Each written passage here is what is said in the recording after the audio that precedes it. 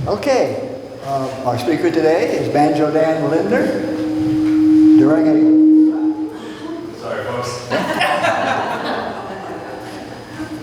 a musical career spanning 50 years, Dan, aka Banjo Dan, has written nearly 400 songs in the folk/bluegrass/country genre, recording over 100 of them in an extensive catalog of albums under his own name, and those of groups he has performed with, most notably Banjo Dan and the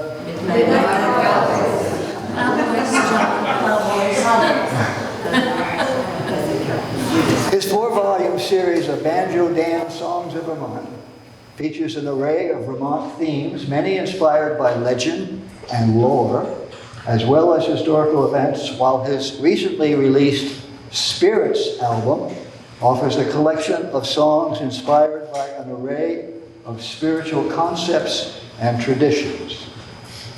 Banjo Dan will recount the stories behind some of his Vermont songs and discuss and illustrate the ways he has sought to effectively deliver these tales in music. Would you please welcome back Banjo?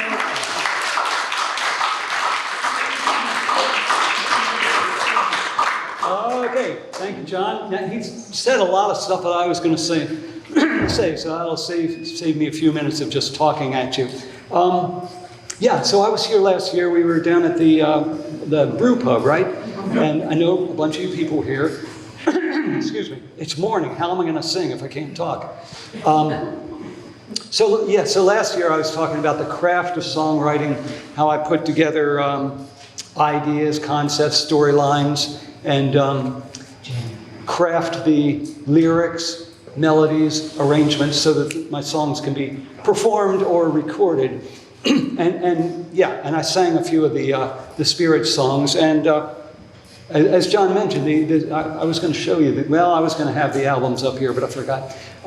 Spirits album did come out, and it's a different sort of collection for me, all kinds of spiritual themes. Well, this year I'll be talking about specifically my Songs of Vermont, of which there are 4 volumes, and I found over the years, 50 plus years of songwriting, that I've found nothing more inspiring than our wonderful little state of Vermont. It's history, it's memorable events, people, places, wildlife, and so on. Excuse me. I haven't woken up yet.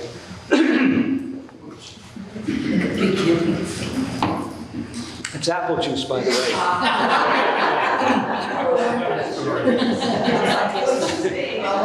Maybe I should have brought something different and clear out my throat, but it's just apple juice. Yeah, well, it's how long did I age it, right? There's a wise guy in every audience. So I'm going to talk about my Vermont songs and how they came about, what they mean to me, and so on.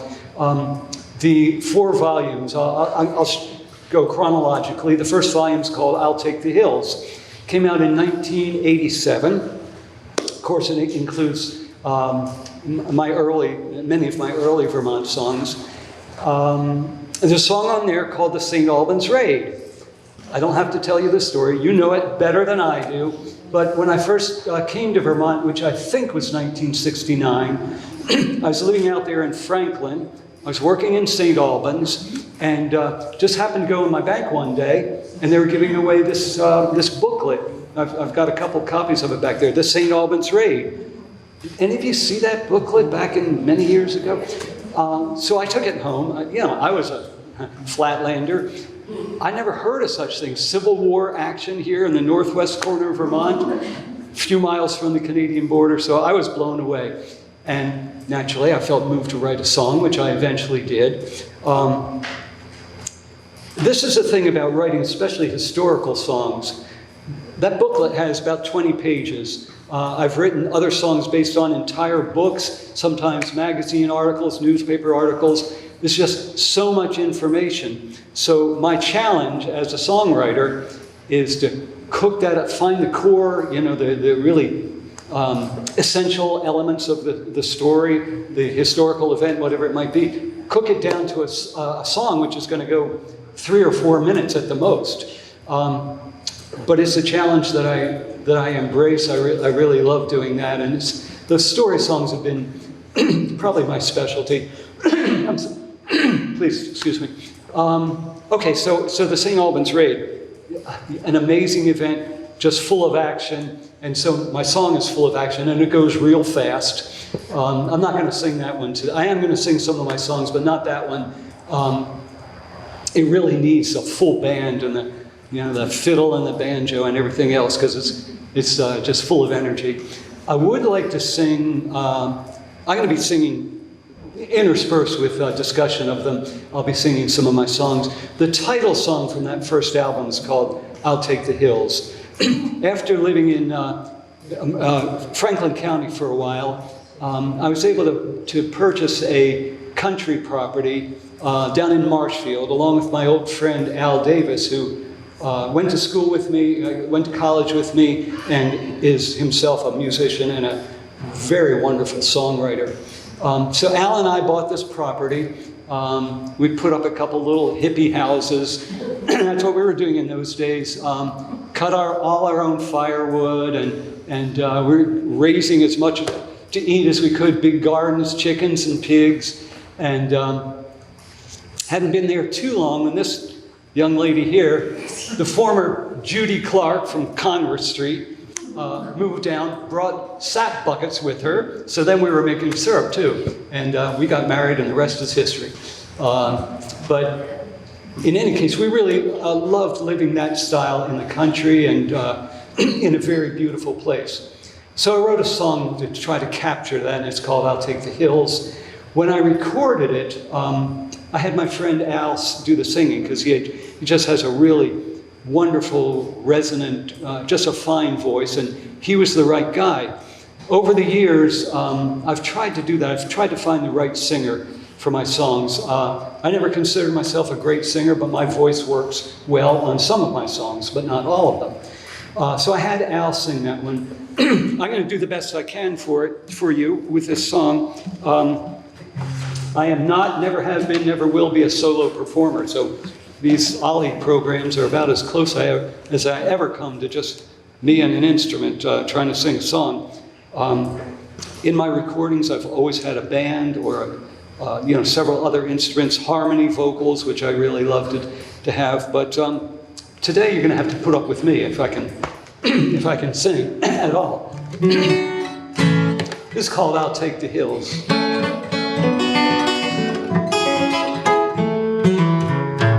When the labor's done, I stand and listen to the silence all around. There's not a sound in the setting sun, only a robin's song drifting through the trees on a gentle breeze. I'll take the hills and the valleys full of sunshine. I'll take the long days working with my hands. I'll take the fields and the forest in the moonlight. I'll take my chances living from the land.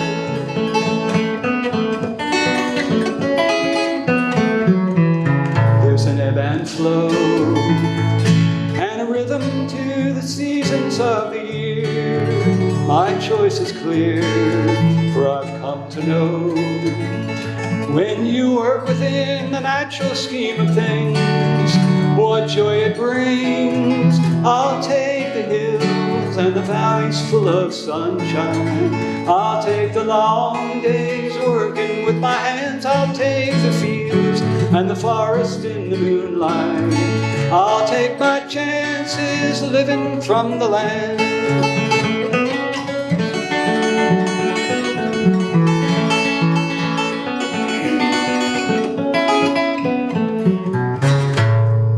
Each his own. Let the great ambitions drive the great pen on. From dawn to dawn, I'll stay at home, and I'll just tend my little peaceful plot of earth. For all it's worth, I'll take the hills and the valleys full of sunshine. I'll take the long days working with my hands. I'll take the fields and the forest in the moonlight. I'll take my chances of living from the land.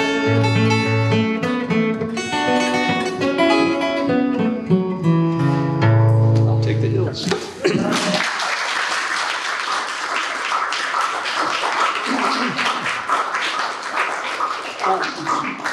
Thank you. This is not a concert. You don't have to clap if you don't want to.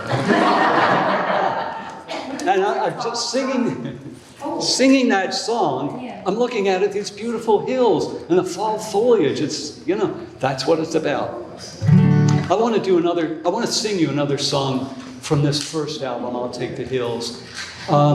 This is a song that's important to me, and I think the reason of all the songs I've performed or recorded, I've had more feedback on this one than any other, and with people telling me that the song meant something to them, that it moved them, touched them in some way, and that's music to the ears of a songwriter. The song is called Old Dan. Now, when I wrote it, I was young Dan. The song is not about me. The song is about a team of workhorses, Dan and Tom.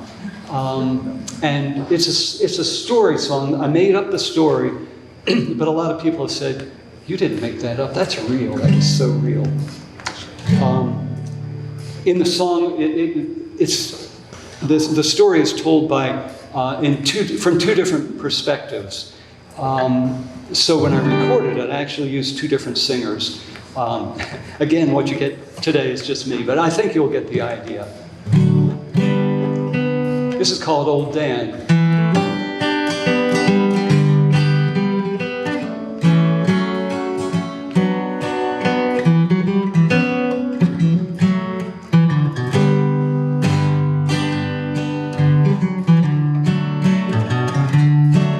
It's a morning full of sadness. My eyes are wet with tears. Old Dan won't be hitching up today. Tom's out in the barnyard, just standing all alone, his weary head hung down as if to say, it's a heavy load to haul, and I don't know as I can make it without the one I've always had to pull by my side. Seems a long way to climb to that sweet grassy meadow where someday we'll be resting side by side.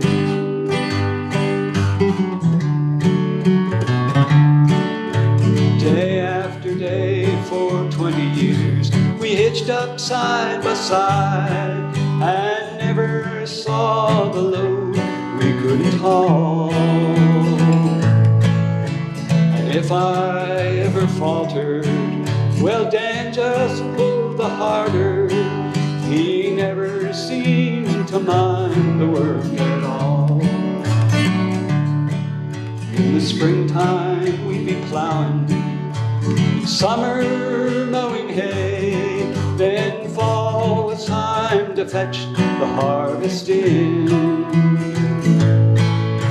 Through winter's icy snowdrifts, we'd be dragging out the logs till March would bring the sugar time again.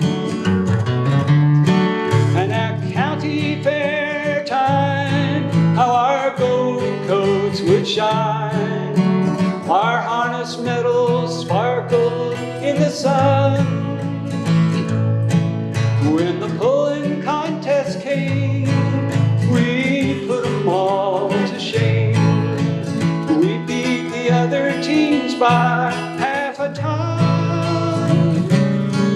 Oh, the peaceful snowy evenings when the work was finally done, we'd shelter in a dark and drafty barn. Dan would lean his big old shaggy head across my neck. We'd nuzzle close to keep each other warm.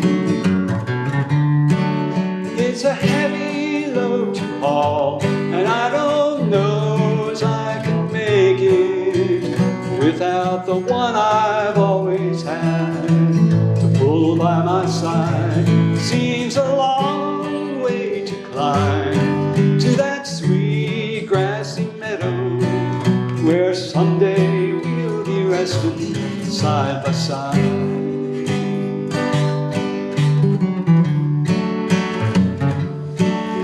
So come on, Tom, it's getting late. The morning's nearly gone. Can't stand here and reminisce all day.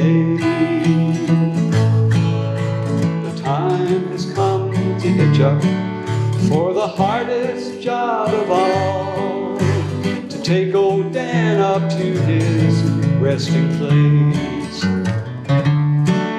It's a heavy load to haul, and I don't know as I can make it without the one I've always had to pull by my side. Seems a long way to climb to that sweet grassy meadow where someday we'll be resting side by side.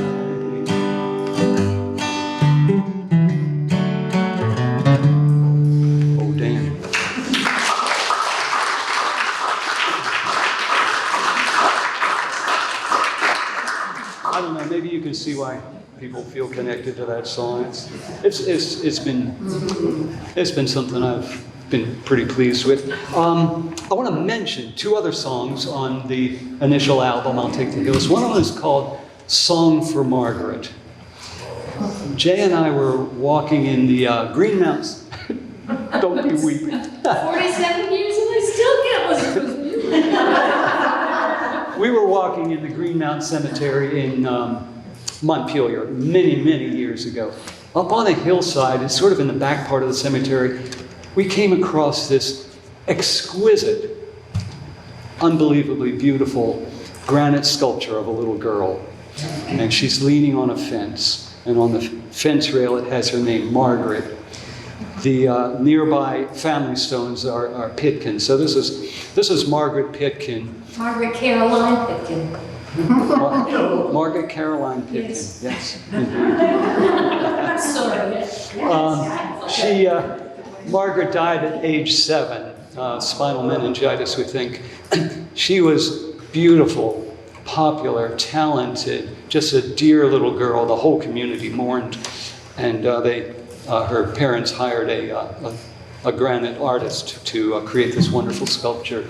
She's leaning on a fence. After the program, you can see I have some photos of Margaret back there. She's leaning on the fence, and behind, sort of like this, behind her hand, we found a little pile of pennies. And we've gone back there countless times. And Margaret always has a collection of pennies, sometimes more, sometimes less. I like to think she shares them with the neighborhood children. I don't know. In the song that I wrote, the last verse says, "Many who wander by her grave on the hill stop to leave her a penny or two, and each copper coin bears a wish and a prayer for the happiness that she once knew."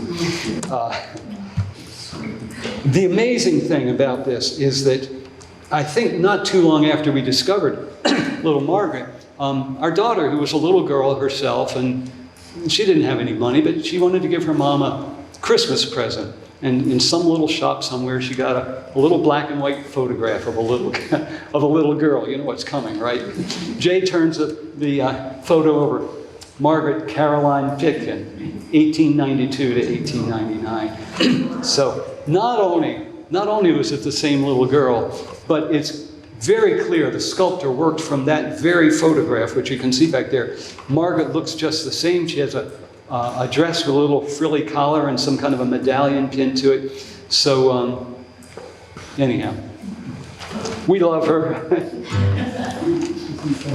And I had to write a song for Margaret. The other one I want to mention, and last year when I was talking about songwriting, I mentioned several of my Vermont songs at that time, and one that I told you about last year is The Ghost of Goldbrook Bridge. And I just want to mention that again. A wonderful ghost story. about a woman who was jilted. She was supposed to meet her guy in the covered bridge going over the Gold Brook, which is just south of Stowe. And they were going to elope. And she sewed her wedding gown in secret. She snuck out of the house and went to the bridge at midnight. And that son of a gun never showed up. And she was heartbroken, bereft, humiliated. And she couldn't take it. She hung herself in the bridge. So they say the bridge is haunted. If you have any doubts, you can go down to the Goldbrook Bridge on a little road just outside of Stowe and go down there at midnight sometime, see what you think. Anyhow, I wrote the song as a sort of a dramatic piece with different characters. Jay got to be the ghost of Emily and sing the three-part harmony on the ghostly wailing and a lot of echo and everything. So it's quite a treatment. It's a ghost story and it's a good one. That's on that album too. Okay, I'm going to move. The second volume, Banjo and Songs of Vermont, is called "The Catamount Is Back." As I said, I was going to have the albums up here, but I don't. But you'll see there's a photograph on the front. It was taken by wildlife consultant, tracker, expert photographer Susan Morse of Underhill. She took the picture out west. Well, you look at that and say, okay, right, that's a mountain lion. Well, you probably know this. The mountain lion, the Florida panther, the big cat that used to live here, that we call the catamount, it's all the same species. So that's a sure enough photograph of the catamount. According to official records, yeah, John. Susie spoke here at OLLI probably 20 years ago, so I remember her. Oh, okay, yeah, very knowledgeable. Yeah, I wish I'd seen that one. Susan Morse, yeah. According to official records, the last catamount in Vermont was shot in Barnard in 1881. That's the official record. 100 and some years have gone by, and people still keep reporting them. And the wildlife people go out and they look around and they try to verify that there actually was a catamount. No, probably not. So the catamount is just sort of a rumor, a legend, if you will. As a matter of fact, one of the lyrics in the song I put together says, "The catamount retreated with the decimated forest to live among the legends of the land." I'm going to sing you the chorus, just the chorus. Did you see something slipping like a shadow through the pine? Did the snow show an awesome set of tracks? Did you hear something screaming like a banshee in the night? And could it be the catamount is back?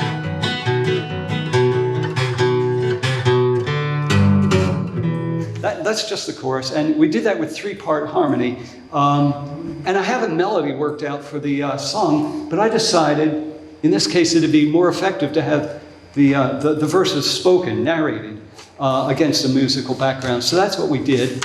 Again, I called on my friend Al to do the vocal, not because of his voice, but because in 1985, he and a partner founded the very first microbrewery in Vermont. And it was called the Catamount Brewing Company. Their flagship product was Catamount Pale Ale. And I can tell you from experience, it was a very good product. So I had Al do the vocal, anyhow. Let's see. I want to sing you let me sing you a song from this collection. It's called The Old Cellar Hole. When we were living in Marshfield, there was an old thrown-up road that we used to walk on. And I don't know if they use that term here, thrown-up road. It's got nothing to do with indigestion. It's another, maybe we just use it down in central Vermont. It's a term for a class 4 road, a road that's no longer maintained. We have such roads all over Vermont. They used to go to houses, farms, mills, what have you, and they're no longer maintained. A lot of them are recreation trails now.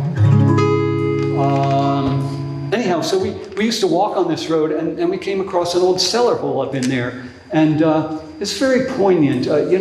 obviously it was somebody's house, probably a farmhouse. Nothing left of it, except a hole in the ground, a bunch of stones. There's still lilacs that blossom every year between the cellar hole and what's left of the road. And we used to like to just go up there and sort of think about who lived there, what their lives were like. Probably babies were born there, maybe some old folks died there, who knows. And we were up there one time in the winter, and we just happened to raise our eyes in time to see a bobcat dashing across a snowy field. It was the only time I ever seen a bobcat in the wild. So it was a scene that I wanted to capture, and I wrote the song. This is not a story song, it's just like a portrait or a watercolor of a place. When I came up with a melody for the song, it turned out that melody works very nicely to be played on a mandolin, a banjo, and so on. So actually, this song on the recording is sort of like half instrumental and half vocal. But I'm going to sing you the vocal part once I get my sleeve out of the way here. So this is the old cellar hole.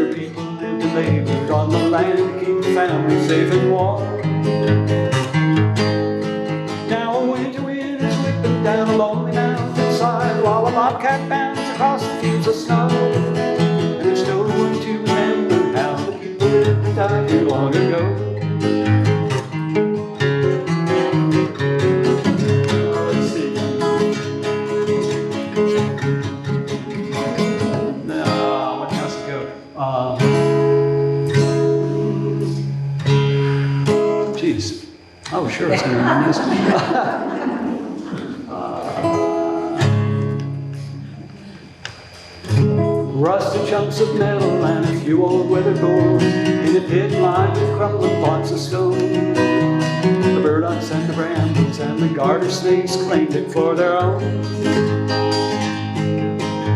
Standing in silence where the children used to play, I can almost hear them laughing once again. The whinny of the horses in the pastures and the shouts of working men. Now winter wind is whipping down the lonely mountainside while the bobcat bounds across the fields of snow. And there's no one to remember how the people lived and died here long ago.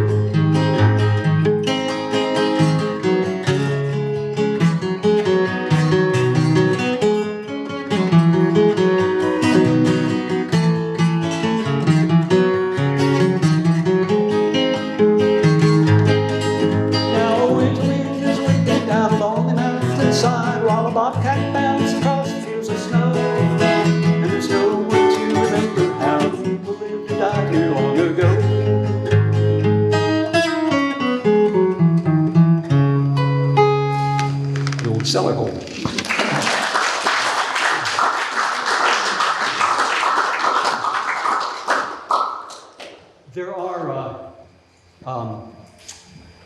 There are a few, several story songs on this album, and again, that's sort of been my specialty. There's one, it's another ghost story, and another connection to St. Albans. It's called The Legend of Dream Lake. We used to have a camp on Fairfield Pond, right up the hill here. Jay's parents built it, and we spent a lot of time there, a lot of good times. And one of our nieces was up there, Annie Menkins, and she told me, she said, "Did you know this is also called Dream Lake?" Well, I didn't. And she put me in touch with her English teacher at BFA, who told me the story about the ghost that can be seen in the winter walking around Fairfield Pond, leaving no footprints in the snow. It's a story about a woman who was murdered up there, and you know, just her ghost remains. But some of her friends saw her in dreams, and that's how the Dream Lake name came about, as I understand it. A story that I told you last year about the old arch bridge. That song's also on the Catamount LP. That was our LP. Boy, that dates me, doesn't it?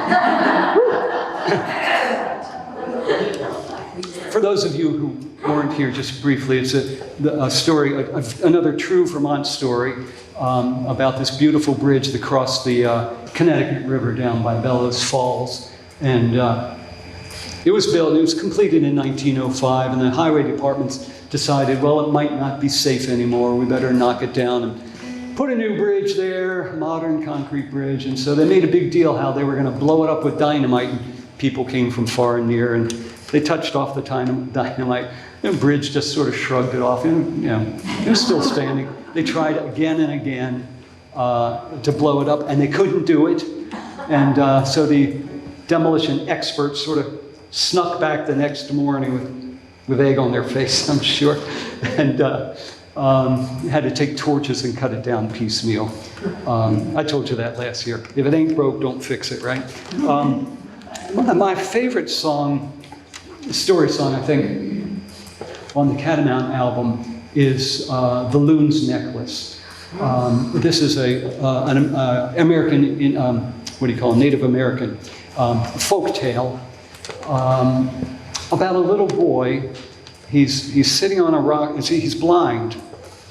He's sitting on a rock by the lake, and he's crying. And the loon swims up, and she says, "Little brave, what are you weeping for?" And he tells her, "Oh, my parents, the brothers I can hear but cannot see, the beauty of my native land, the rainbow." And she says, "Climb upon my feathered back, and open wide your eyes, and question not the journey that you take."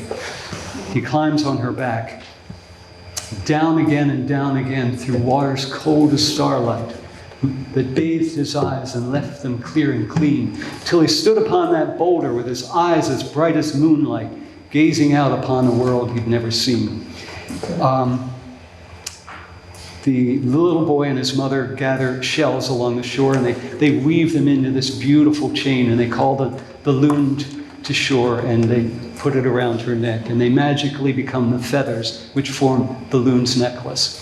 Now, I think that's just a wonderful tale, and we recorded it, very simple accompaniment, just an acoustic guitar, probably this one, and a wooden flute. It has a lovely, lovely sound, and some actual loon calls from a recording that we blended in.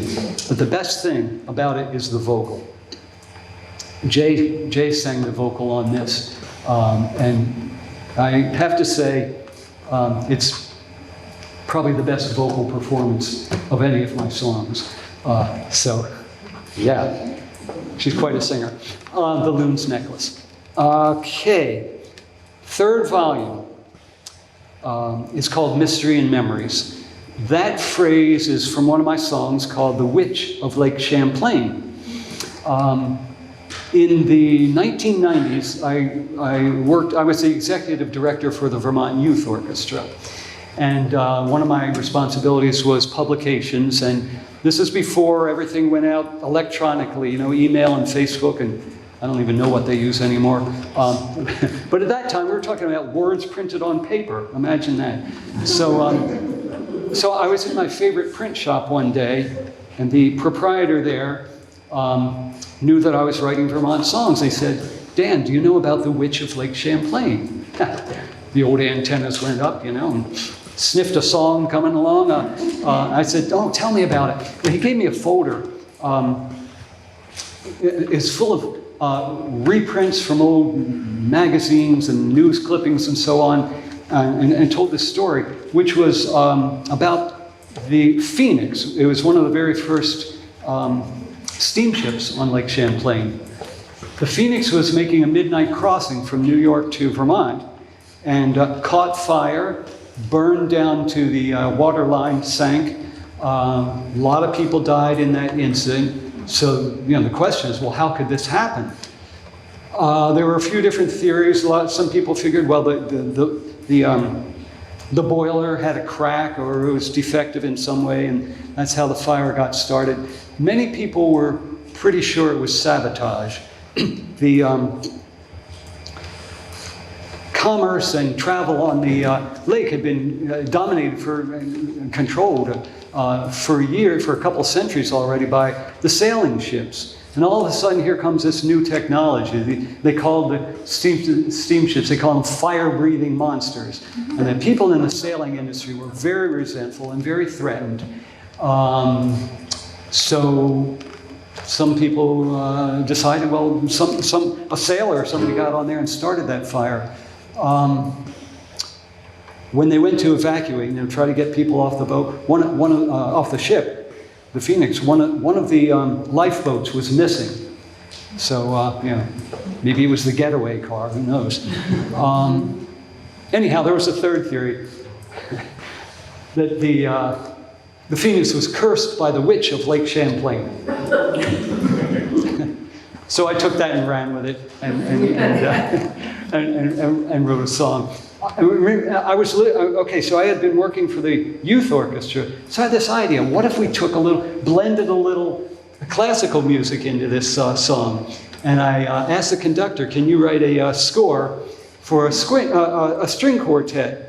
Two violins, a viola, and a cello.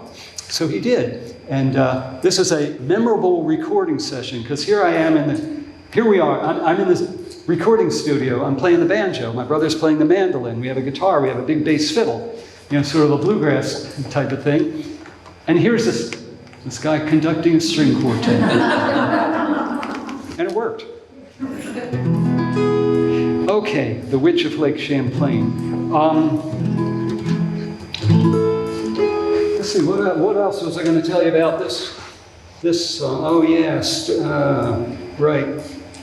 So I got the string quartet in there. This is sort of a theme for that album.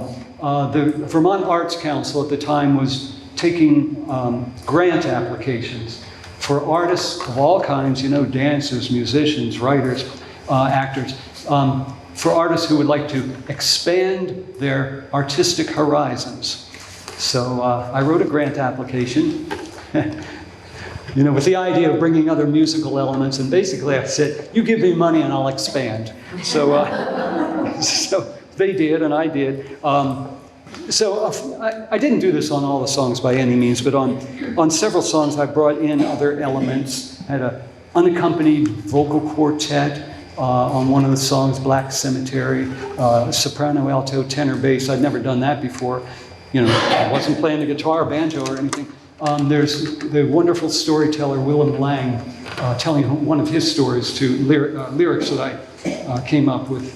There's several examples, but here's the killer. Here's the most radical.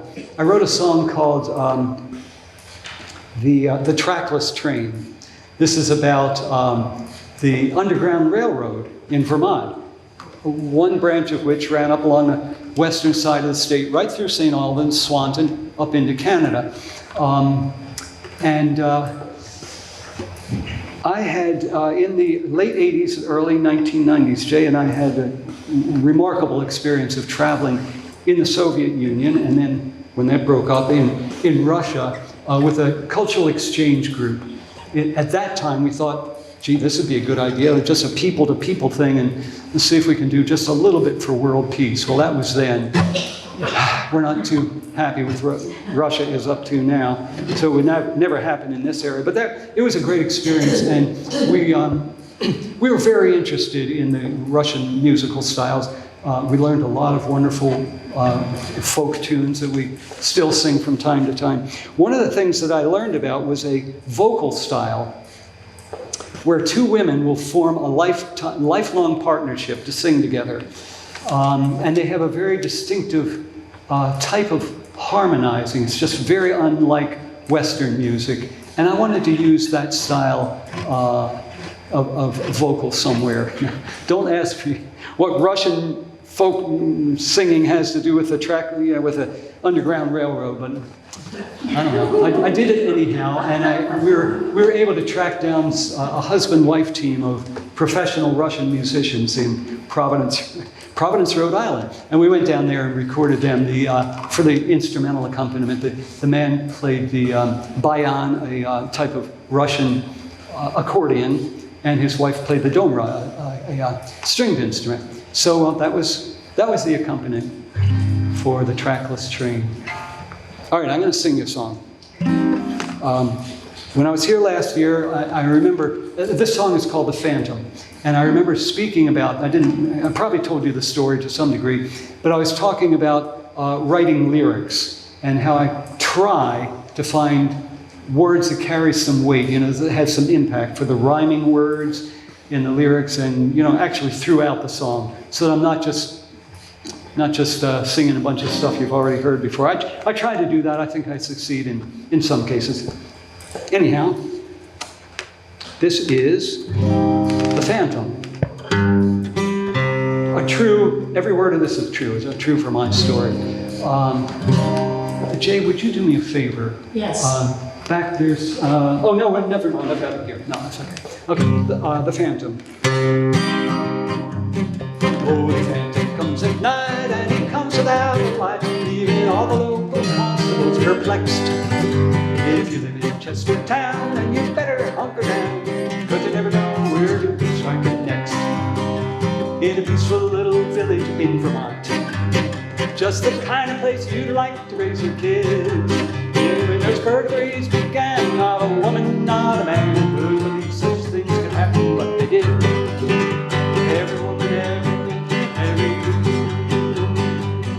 every merchant, every businessman in town came to live in this fear of heading home at night. All the bars, all the padlocks, bars, and chains, all he added to the game. The challenge was the Phantom's chief delight. Sending a wave of panic swept across the town, for the seeds of suspicion had been sown. And the good folks down in Chester had to wonder if the criminal could be one of their own. Oh, the Phantom comes at night and he comes without a light, leaving all the local constables perplexed. If you live in Chester town, then you better hunker down, 'cause you never know where you'll be striking next. Clarence Adams was a deacon in the church and the #1 selectman in the town. So the folks all felt relieved when he told them, I believe I'm the man that's gonna track that villain down. For he'd studied every case of Sherlock Holmes, every crime of Dr. Jekyll and Mr. Hyde. Though he did all he could do, followed up on every clue, see this Phantom just got hold every night. Then one evening from a window at the mill, the shotgun blast resounded o'er the land, and the booby trap had finally nailed the Phantom. You guessed it, Clarence Adams was the man. Clarence Adams staggered home and then collapsed, and the doctor found his legs a bloody mess. When they searched the house and woods, found it full of stolen goods, old Clarence had no choice but to confess.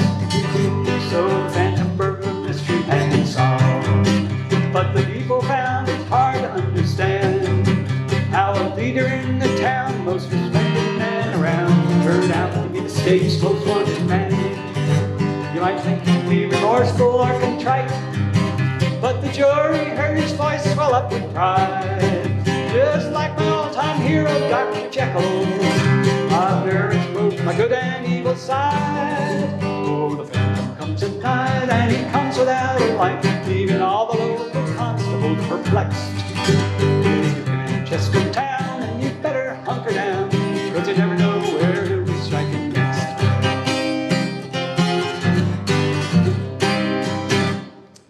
The Phantom.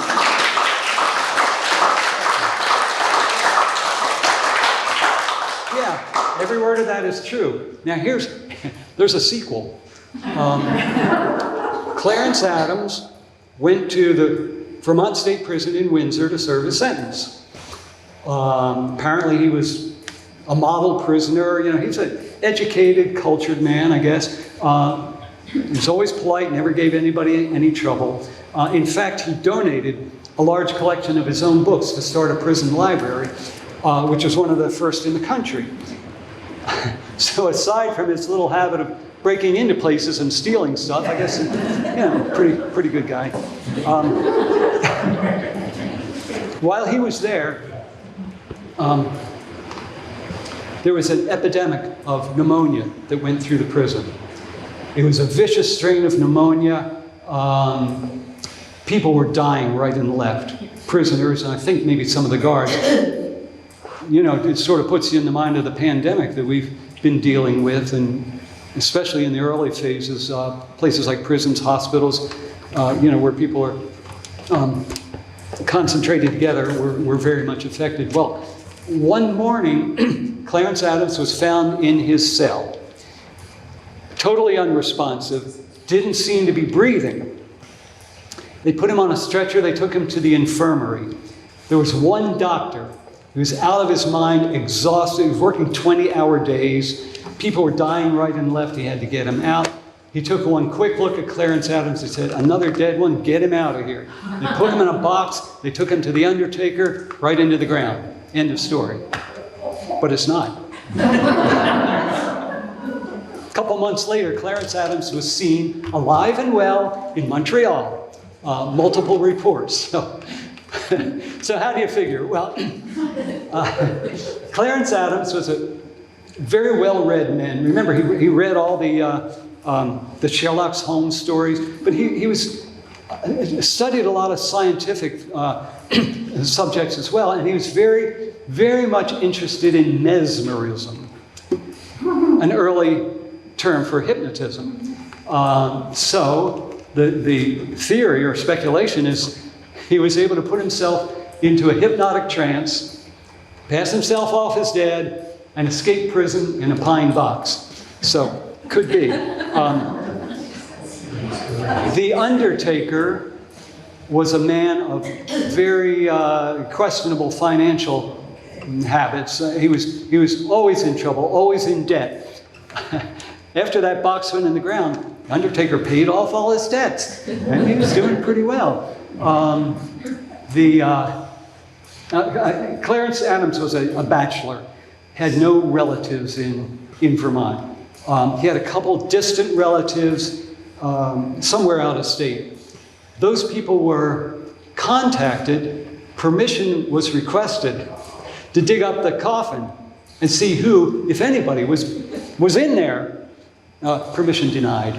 So make of that and what you will. In any case, to me that's every bit as fascinating as the whole phantom burglar thing.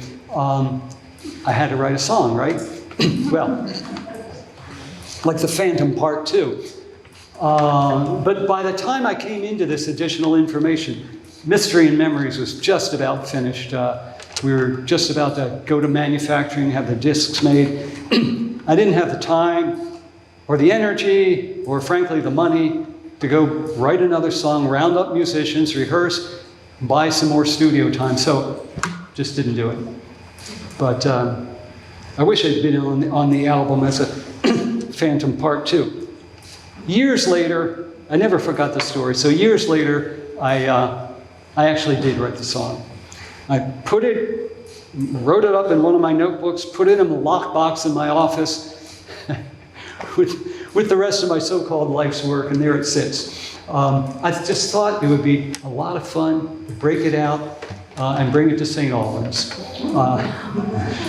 So I could say at least somebody heard this song. So I found it in a notebook, and I looked at the lyrics, and I figured, well, I think I captured that story pretty well. Then I looked at the melody, and I said, I don't know when I wrote it. I can't remember when I wrote it, but it was long enough ago that I still had a pretty good vocal range, which I don't any longer. As I've gotten older, or old, my vocal range has gone. Yeah, John. Have we got a premiere performance? Is that what I'm hearing? No, I can't sing it. But I brought the lyrics. I really can't sing it. It's either too high or too low, or probably both, but I brought the lyrics. And just so I can say, one time, a few people heard this song. Well, not the song, but at least the lyrics. Here we go. It's called Clarence Adams. My name is Clarence Adams, the truth to you I'll tell, and those that call me criminal don't know me very well. You're looking for a motive, I'll tell you one and all, I did it for the thrill of matching wits against the law. They took me off in shackles, my sentence for to serve 10 years in Windsor prison, hardly all that I deserve, for terrorizing Chester, the town where I was born. No more the phantom burglar, just a prisoner forlorn. A dreadful epidemic came ripping through the land, that prison like a charnel house with death on every hand. With panic and confusion, the order of the day, a golden opportunity to make my getaway. At 5 a.m., I laid me down and slipped into a trance. At 6 o'clock, the doc pronounced me dead with just a glance. By 7, I was on my way, stretched out in a box. Goodbye to Windsor prison, all your bars and chains and locks. My friend the undertaker was a man of chronic debt. A little money changing hands has never hurt me yet. I don't know who they buried in that grave beneath the tree. The stone says Clarence Adams, and that's good enough for me. So now you've heard my story, there's nothing left to tell. To all you folks in Chester, I bid a fond farewell. I'm living like a prince up here in Montreal. I guess the phantom burglar gets the last laugh after all.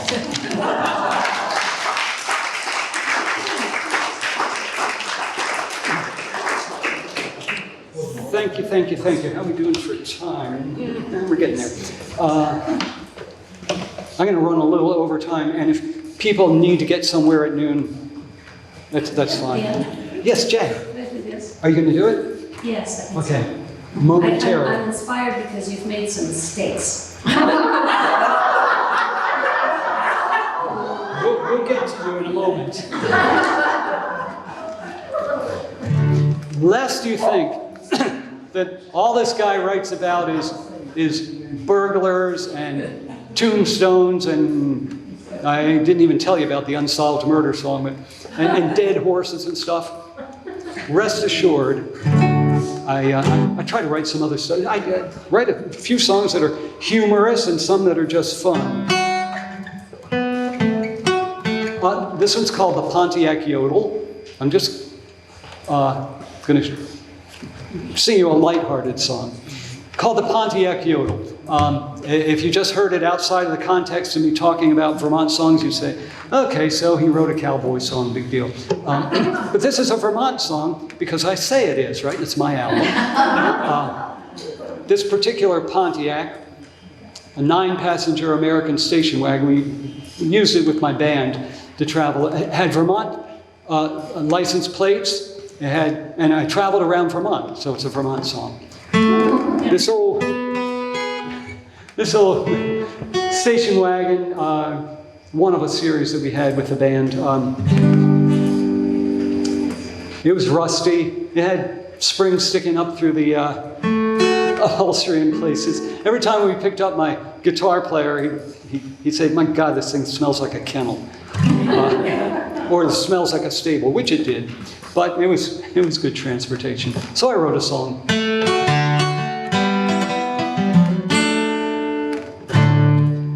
Riding along, singing a song, riding my trusty old steed. No need to complain, I'm at home on the range, oh, a cowboy's a life for me. I'd call her old mate, a beauty she ain't, but how the old nag loves to run. I'll throw my hat, I'll be back in the saddle, the rough riding son of a gun. The seed that I trust, she's a bucket of rust, a Pontiac Safari Supreme. But riding along with my yodeling song, I'm glad that I fell a tangerine. Yodelay, yodel, yodel, olay, yodel, yodelay, olay.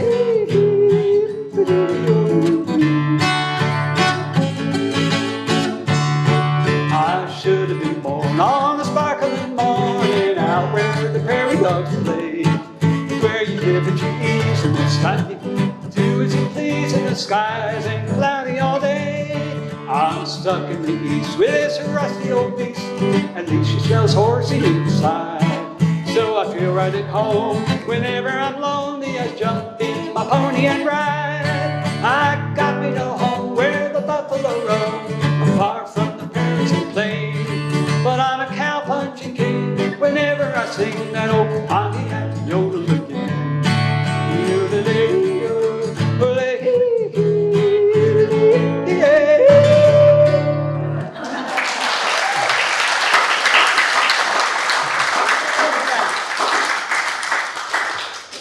It's longer than that. I figured that was enough because I want to get Jay up here in a moment.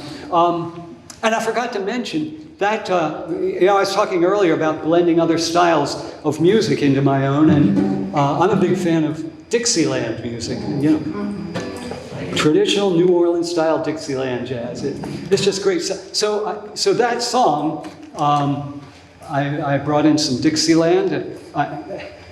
You have to imagine a couple of trombones and a clarinet sort of wailing away and taking vocal solos.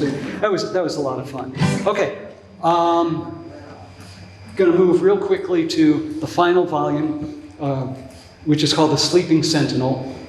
I wanted to write a song about our famous Civil War soldier who fell asleep on guard duty early in the war, was convicted of desertion, and sentenced to be executed by firing squad, reprieved at the very last instant by President Lincoln. He was standing there waiting in front of the firing squad, waiting to hear somebody say fire. And he was returned to duty, died a hero's death half a year later in a skirmish in Virginia, carrying wounded soldiers across a creek to get behind the Union lines. And I wrote that's way more than I could put in one song, so I wrote a whole series of songs and blended them together in something I call the Sleeping Sentinel Suite. That took up half a CD, so I had a chance to put some additional songs in there.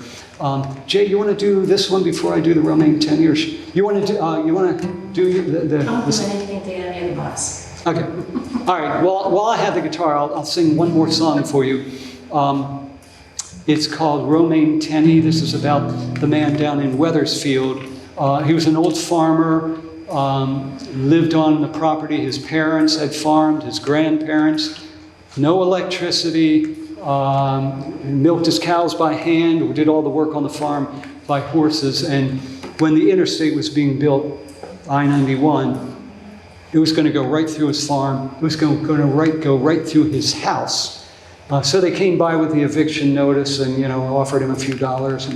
And it was not only his property and his house, it was his whole way of being in the world that was being taken away from him. It was really a tragedy. I wrote a song, Romaine Tenney. Does anyone remember? Does anybody care?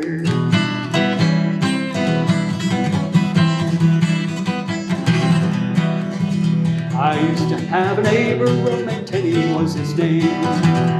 He worked the place with horses, all his kin had done the same. On down by Mount Escutney on a rocky piece of land. A few old cows, a wood stove, and a simple happy man. The interstate was coming, it was in 1964. Modern world, faster world was knocking at our door. A man came by with money, said the homestead had to go.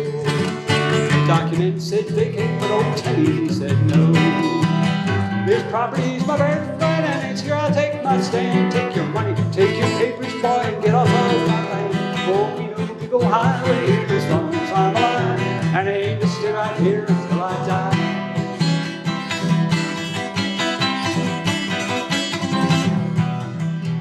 The governor was for it was gonna change Vermont. It's just a thing for commerce, the very thing we want. If some folks are dislocated, that's the price we'll have to pay. It's progress coming, you can't stand in its way. The old cotton's just a nuisance, he's stubborn as a mule. He doesn't really mean it, quite have to be a fool. But the day they brought the dozers was the day the old man died. Set fire to the farmhouse and he locked himself inside. Now the interstate's a fact of life we couldn't live without. We take it all for granted as we madly dash about, and there's very few who remember how one man stood his ground. A simple man who kept his word instead of backing down. This property's my birthright and it's here I'll make my stand. Take your money, take your papers, boy, and get off of my land. Won't be no big old highway as long as I'm alive. My God, I'll stay right here until I die.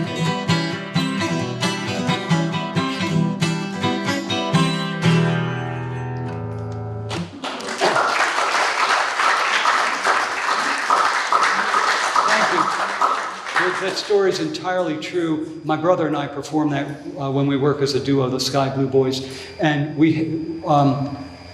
had the honor of being invited to Wethersfield, just down under Mount Scottney, a few years ago for a sort of a celebration of the life of Romain Tenney. And a lot of people were there speaking and remembrances of him, and we met some of his relatives. So and we performed the song, which people appreciated. So one of, I guess, a few doors that this crazy business of writing songs has opened for me. Very, very fine experience. One other song on that Sleeping Sentinel album that I want you to know about. I wrote a song that is based on Jay's memories of growing up here in St. Albans. And it's no, you look at our hair and the color of it, it's no secret. This is during the 1950s. And just a lot of very, very lovely remembrances. And I wrote a song and I said, Jay, look what I got. And she said, yeah, but that's not right there. And this, So I had the melody, but we really rewrote the song to make it more real and more accurate. And we were hoping to sing it for you today, but we sort of had a little trouble with colds and so on, and didn't get to rehearse it. Our wonderful niece Leah on the recording sang harmony, and our other niece Karen Pope down in Montpelier sang harmony. So it's very nice people, a very nice song featuring the ladies singing. And Jay has the lyrics. Are you gonna? I'll do it. Get up here, Jay.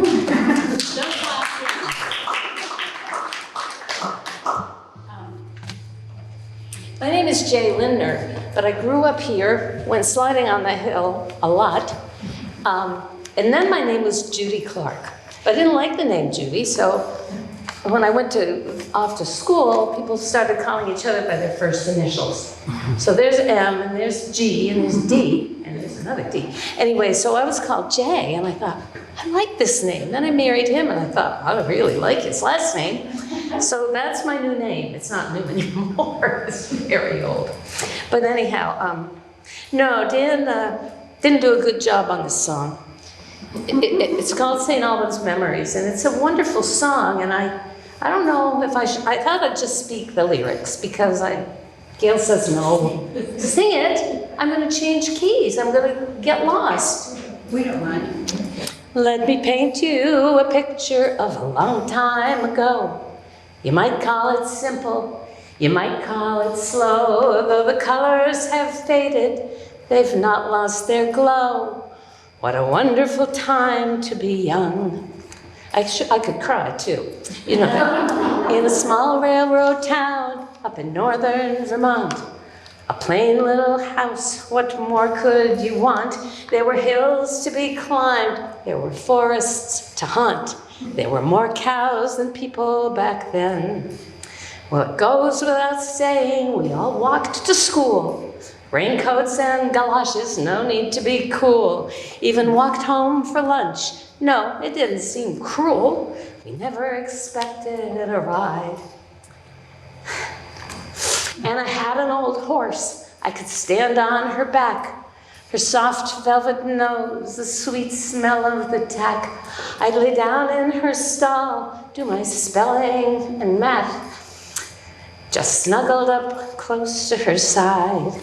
Yes, those were the days when a girl could run free all over the town, my best friends and me. You might fall off your bike, you might skin up your knee. You could play till the sun would go down. Oh, there was nothing more fun than a dark Halloween. We were something in goblins and cowboys and queens. With a mom or a dad, we would never be seen. We were safe just out on our own.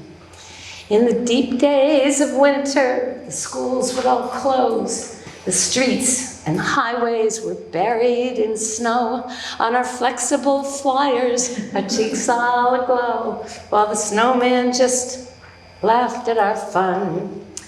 When September rolled around, it was off to the fair. My mom packed a lunch and we'd carry it there. Fried chicken, some salad, and homemade root beer. Blankets spread out on the ground. Then off to the midway, the folks turned me loose. With my little allowance, I'd have to make do. We dashed for the bumper cars, tilt-a-whirl too. The very best day of the year. No, we didn't have playdates or Facebooks or phone. If we went anywhere, we got there on our own. The old folks just loved us and left us alone. What a wonderful time to be young. What a wonderful time to be young.